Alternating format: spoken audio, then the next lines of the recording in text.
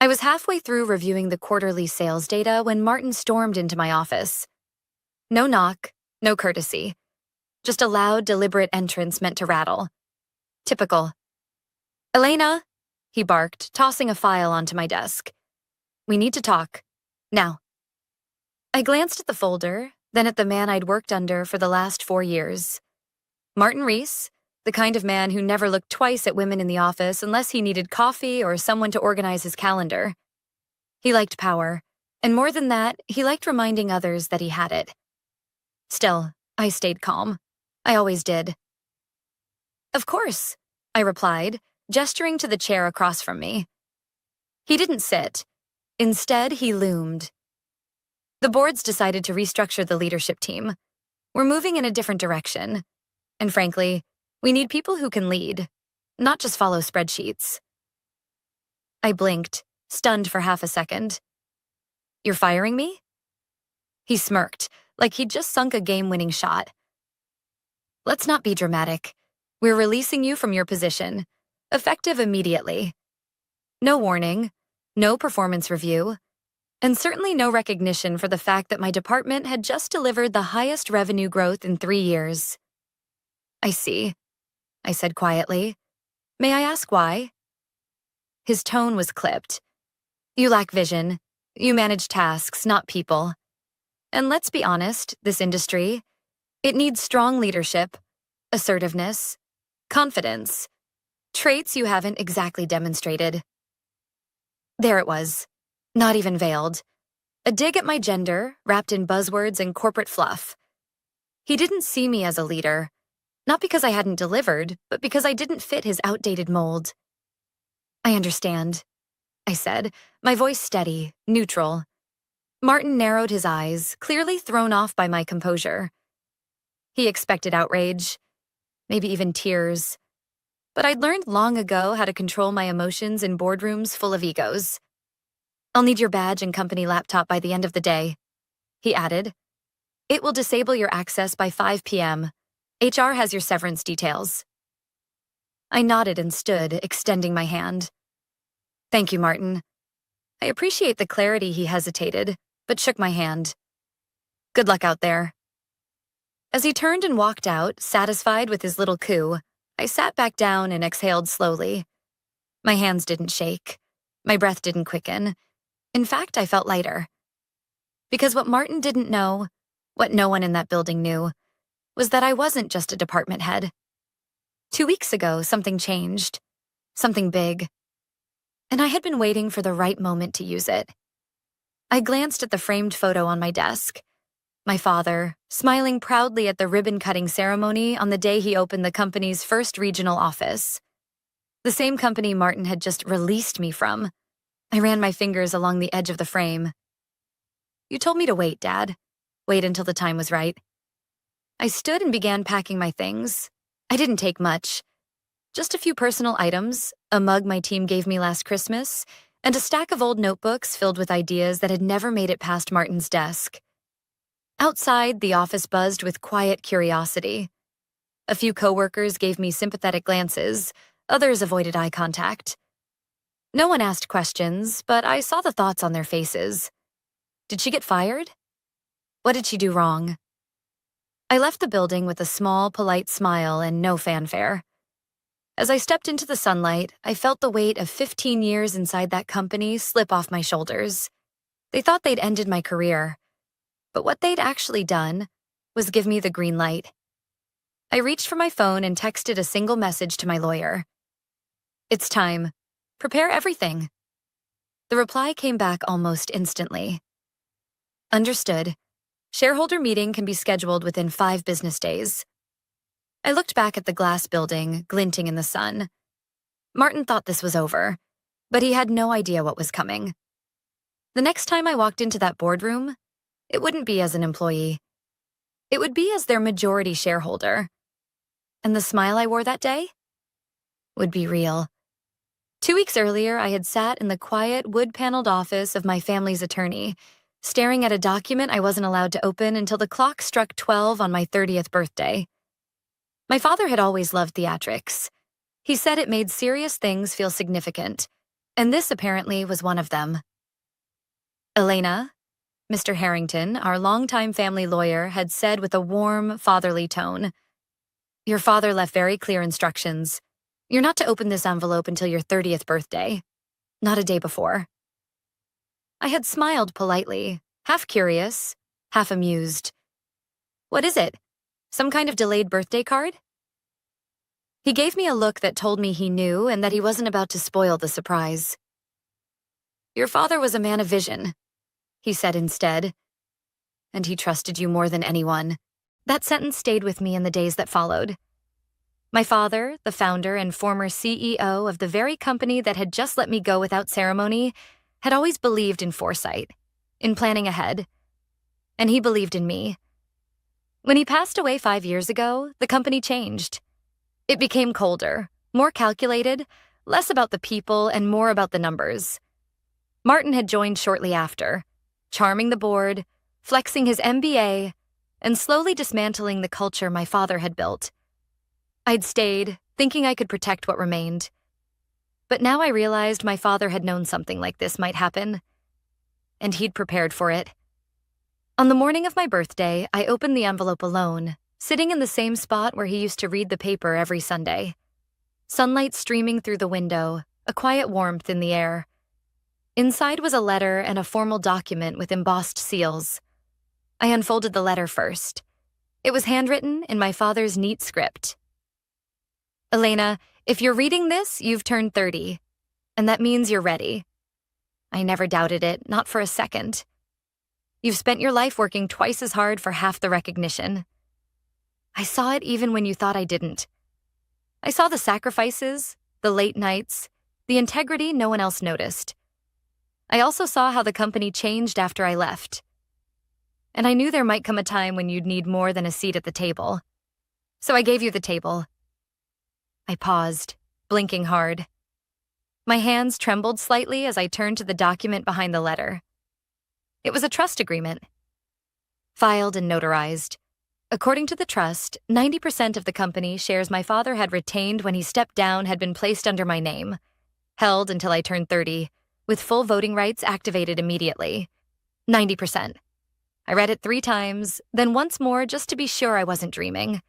I wasn't just a shareholder. I was the majority owner, the controlling shareholder. My entire body buzzed with disbelief, adrenaline, and something else. Power. Quiet, measured, undeniable power. I called Mr. Harrington immediately. "Is this real?" I asked, barely able to get the words out. "Yes," he replied simply. "Your father structured the trust to avoid public filings. It was airtight. The board has no idea, unless you choose to tell them." "Why didn't he activate it sooner?" "He wanted you to experience the company on your own terms first, to see who would reveal themselves, to decide if you wanted it before you used it." That line hit me hard. I'd spent years being underestimated, overlooked, talked over in meetings. I'd watched Martin get praised for ideas I'd quietly suggested, watched male colleagues rise faster despite doing less. I'd smiled through it all, thinking patience and hard work would pay off. Now I realized it hadn't been time that was missing. It was leverage. And suddenly I had it. I scheduled a follow-up with Mr. Harrington for the next day. "Let's talk about what comes next," I said. He didn't miss a beat. "We'll prepare the documents to call for a shareholders meeting. We'll notify the board once everything's ready." "Don't notify them yet," I said. "Not until I give the word." There was a pause on the line. "Elena, may I ask what you're planning?" I looked out the window of my apartment, watching the traffic roll by. People rushing, unaware that everything was about to change. "I'm planning to walk into that boardroom," I said calmly, "and show them exactly who they tried to fire." I didn't show up for the mandatory exit interview. HR called twice, then emailed. I ignored them both. Instead, I sat in the quiet corner booth of a discreet downtown cafe, sipping a flat white while Mr. Harrington reviewed the final draft of the shareholder meeting request. It was official now. On paper, I held 90% of the company's voting power. A legal and financial reality Martin would never have seen coming. "You sure you're ready?" Harrington asked, adjusting his glasses as he slid the documents across the table. "Once you submit this, you'll be throwing a grenade into their boardroom." I looked him in the eye, my voice steady. "They pulled the pin the moment they fired me." He gave a small nod. "Fair enough." The documents were simple, as most powerful things often are. A formal notice of a special shareholder meeting with a single agenda item, leadership review, and appointment of new executive management. Martin wouldn't be expecting it. That was the point. His entire style was built on control through confidence. He bulldozed meetings with jargon, steamrolled quieter voices, and weaponized charm when needed. The board, mostly older men who liked his bravado, had let him run unchecked for too long. They'd soon discover how fragile that kind of power really was. "I'll serve them notice Friday morning," Harrington continued. "The meeting will be set for Tuesday. That gives them 2 business days to panic." I couldn't help but smile. Perfect. That afternoon, I sat down with Caroline Winters, the trustee who had managed the shares since my father's passing. She was sharp, discreet, and had a memory like steel. "I've watched that man dismantle your father's legacy brick by brick," she said, sliding a folder across her desk. "You don't owe him politeness." Inside the folder was everything I'd need for Tuesday: ownership certificates, voting records, and a detailed summary of company performance under Martin's leadership. Declining employee satisfaction scores, rising turnover, overspending on executive perks, and a flattening revenue trajectory despite a growing market. "He's been hiding under inflated projections," Caroline said flatly. "If this continues, he'll drive the company into the ground within 2 years. I nodded, absorbing every word. I'll let the numbers speak for themselves. As I left her office, I walked past the mural in the hallway, an oil painting of my father, standing in front of the first company headquarters. He was younger in the painting than I ever remembered him in life. His hand rested on the shoulder of a small girl in a red dress, me. He believed in legacy, and in people. And even though he wasn't here anymore, I could still feel his hand on my shoulder. By Monday morning, the buzz around my sudden disappearance had turned into full-blown rumors. I got texts from former colleagues. "What happened? Did you quit?" "Martin's acting like nothing happened, but HR is weirdly tight-lipped." "Whatever you did, I hope you're okay." I didn't respond. Not yet. The silence was part of the plan. I wanted Martin confident, certain he'd erased me from the story. Let him play king a little longer. Let him underestimate me one last time. That evening, I stood in front of my mirror, trying on the navy suit I'd bought for special occasions but never worn. It was sharp, tailored, clean. The kind of outfit you wear when you walk into a room not to ask for power, but to own it. I practiced what I'd say. Not a speech. Just a few lines. Precise. Measured, undeniable. The truth would do most of the work for me. Tuesday morning arrived crisp and cool. The city bustled as usual, unaware that inside one boardroom, everything was about to change. I arrived 10 minutes early, walking past the receptionist with quiet confidence. She did a double take, but didn't stop me. Upstairs, the boardroom lights were already on. I could see movement through the frosted glass. Mr. Harrington met me by the elevators, his expression unreadable but calm. "They're in there," he said. "Martin's already speaking. He thinks this is just another quarterly strategy review." "Not for long." I took a slow breath, smoothed the front of my jacket, and stepped forward. The door to the boardroom opened with a soft click. Heads turned, conversations stilled. And Martin, mid-sentence, froze when he saw me. "Elena," he said, eyebrows arching, "this meeting is for board members only." I smiled politely, setting the ownership documents on the table. "Exactly." Then I took my seat at the head of the table. The silence in the boardroom was absolute. Martin stared at me from the far end of the long oak table, confusion flickering across his face, followed by disbelief. I could practically see the gears turning in his head, trying to place me back in the box he thought he'd locked me in last week. "Elena," he said again, voice sharp now. This is a board meeting. As I already mentioned, employees are not permitted. I'm not here as an employee, I said calmly. I'm here as the majority shareholder. That one sentence shifted the entire energy of the room. Board members glanced at one another, some stiffening, others sitting forward with interest. One of them, Mr. Dalton, who had been with the company since my father's days, looked down at the document I'd placed in front of him, then back up at me with raised eyebrows. Is this accurate? He asked, adjusting his glasses. It is, I replied. 90% of the company's shares were transferred to me through a family trust when I turned 30. All paperwork is in order, filed, notarized, and submitted in accordance with corporate governance. Martin looked from me to Mr. Harrington, who was calmly unfolding a copy of the ownership certificate and handing it to the board secretary. You can't be serious, Martin scoffed, his voice rising.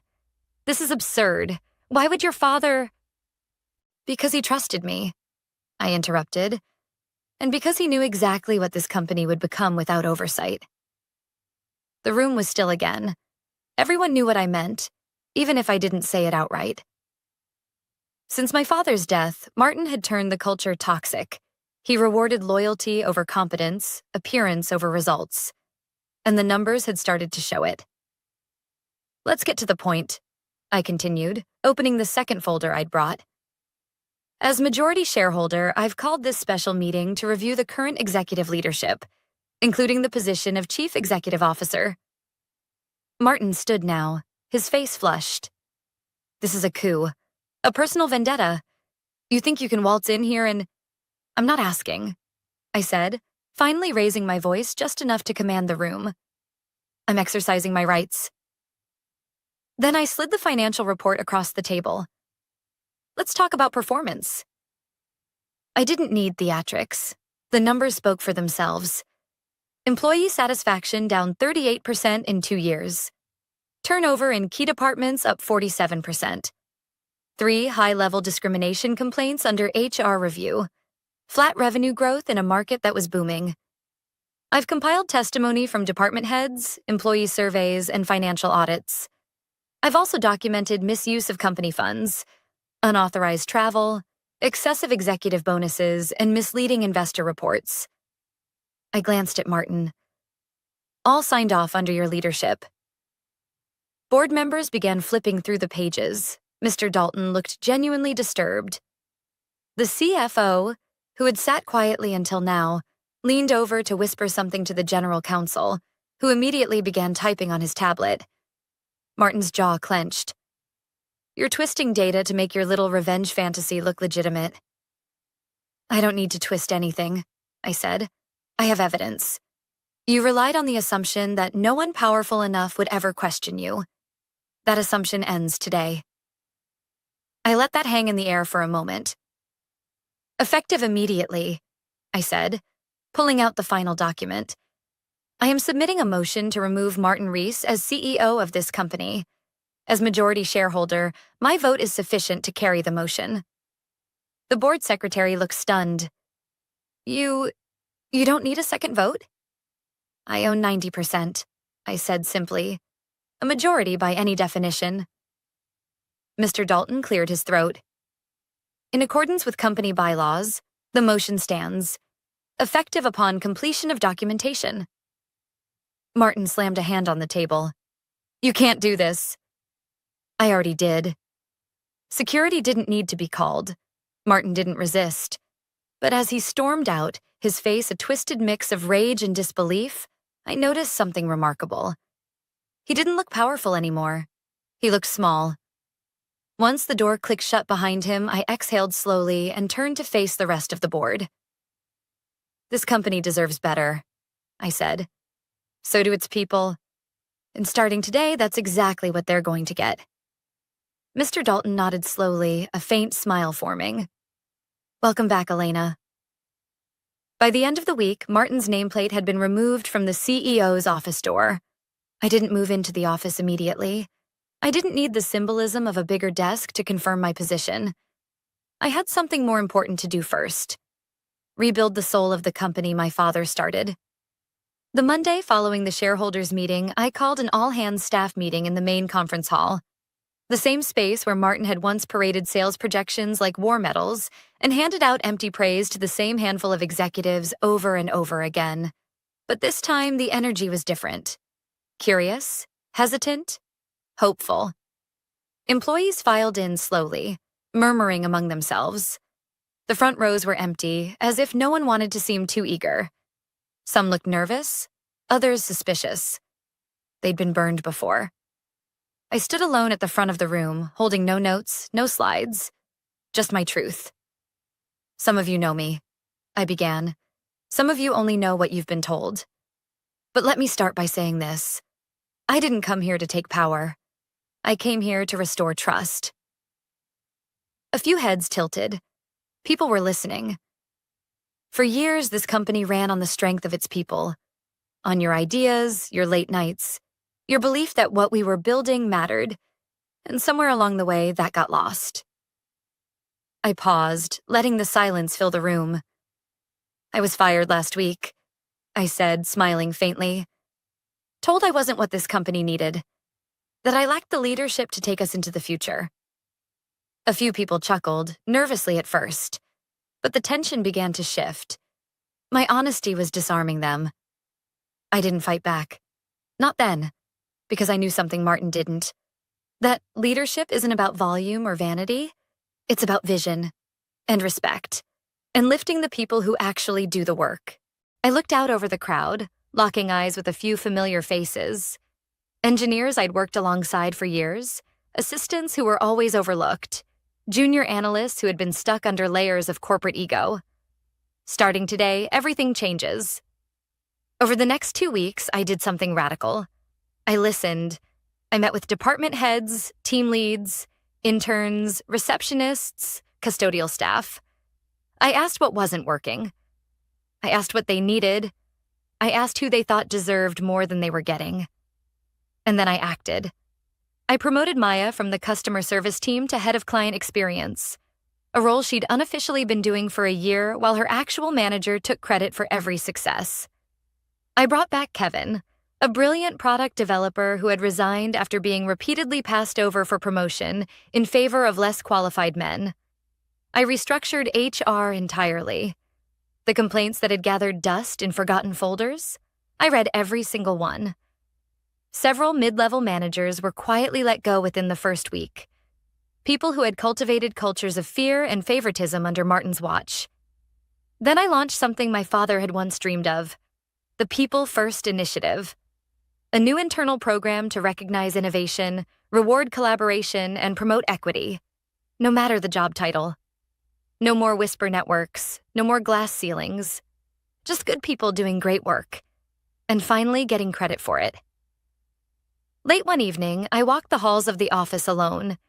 The energy was different now. Softer, brighter. The break room had laughter again. People were staying late because they wanted to, not because they feared what would happen if they didn't. Desks were decorated again. Photos of families, plants, personality. Things that had slowly disappeared under Martin's reign. In one quiet hallway, I passed a whiteboard near the engineering bullpen. Someone had scrawled in blue marker. She came back. 3 simple words, underlined twice. I stood there a moment, reading it over and over. Not, she took over. Not, she fired Martin. She came back. That mattered more than any title I now held.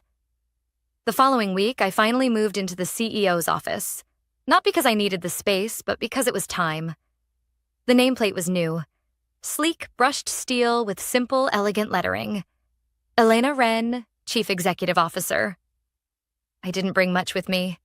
Just one framed photo. My father and I on the company's opening day. Both smiling, both hopeful.